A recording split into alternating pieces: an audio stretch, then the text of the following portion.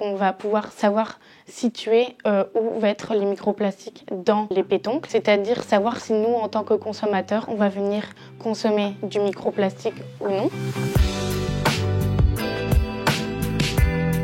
Je m'appelle Marie Farou et je suis étudiante à la maîtrise à l'UQAR à l'ISMER.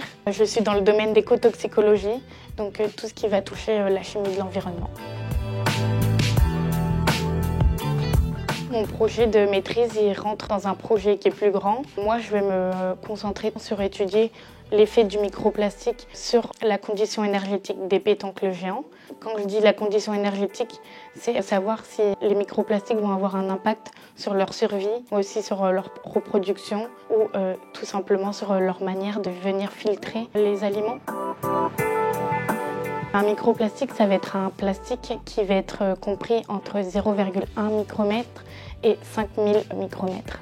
C'est un plastique qui a subi plusieurs dégradations dans l'environnement marin par des vagues, le soleil et aussi par des bactéries.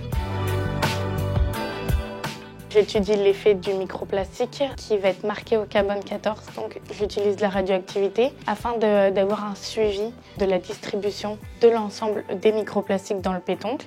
Grâce à la méthode d'autoradiographie, on va pouvoir savoir situer où vont être les microplastiques dans les pétoncles, c'est-à-dire savoir si nous, en tant que consommateurs, on va venir consommer du microplastique ou non.